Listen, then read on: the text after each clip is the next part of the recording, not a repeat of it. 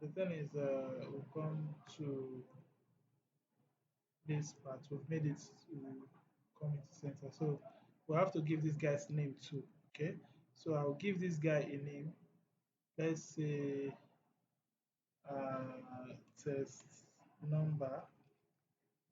Okay. Then I'll give this guy a name. Let's say between solve. Okay, between solver. Then this one I can call it LBL as label results. Okay. So I've given them name. Okay. So all of them. I didn't give this guy because I'm not using this guy for my code. The, the controls I'm going to use for my code is just this guy, this guy, this guy. Okay. On click of this guy, you should get the value from this guy, do the calculation, and give us the results here. You understand? So now um, we're going to add another way. Instead of going to the event here, another way you can do that is by right clicking on the button. Okay, when you right click on the button, you simply go to events. Then when you go to events, click on mouse, you see mouse click and all those mouse events. So when you click on mouse click, it's going to still take you to something similar. Okay. So now what we want to do now is we want to accept a value and calculate the factorial of that value. Okay. So we have to declare a variable for it. The value will be an integer value. Okay. So since it will be an integer value, we'll simply say int. Okay. Let's say number, or let's say no as a variable. Okay. Now also we also have the results. Okay, we also have the results. So let me declare them together. Also calculate the results as an integer.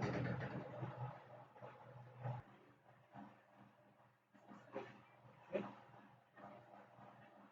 Results as integer. I have the factorial. Okay. Okay. I assign one to it by default. Initialize it to one. Okay. I need to listen to Yeah, because factorial. So every if you initialize to zero, everything you are cancelling with will be zero. So factorial now you start from one times whatever to get to that particular number. Okay. you. You didn't share it. You didn't share it. Sometimes it will give you an error that that number, that variable was not initialized. Okay. So now um, after doing this, we have to collect the value from our design. That's from here. This one is bearing name CST number. So we have to get the value from it. Okay. So if we go to our code now, get the value from it and put the value here. So we simply say num is equal to okay, CST num dot get value. Sorry, get test. Okay. So I say get test. Now the problem I have now is incompatibility. Now this get test is returning a string. Anything that is coming from this guy is a string. But what we are assigning it to is an integer. So how do we do that? We have to convert it to integer by saying uh, integer integer dot pass int. So we'll now put the string inside. So this one I will convert that string result into integer and save it into this integer number. Now for us to calculate the factorial, we have to now say uh, in fact, for us to get factorial, we'll use a for loop. Okay,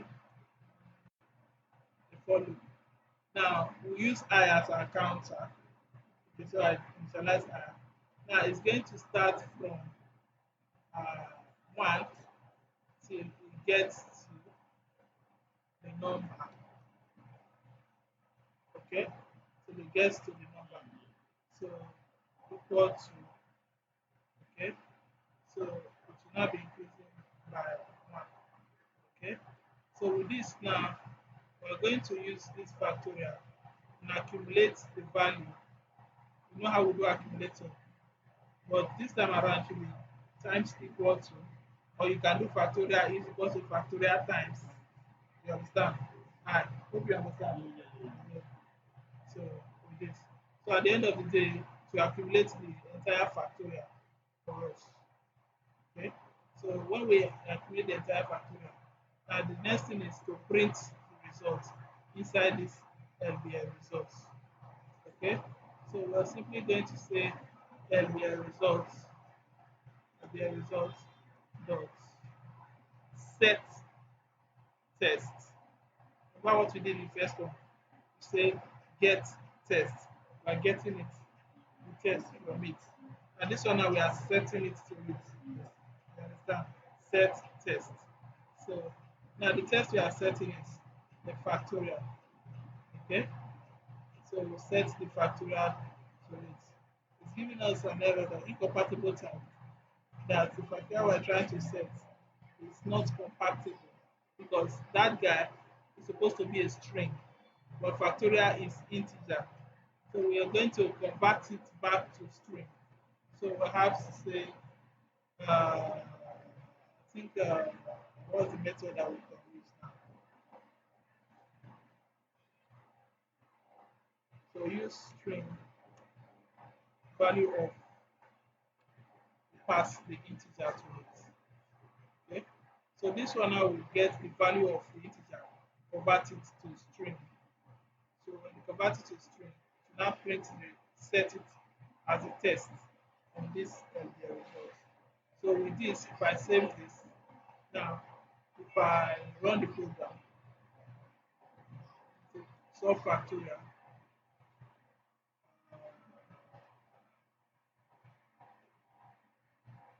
solve factorial.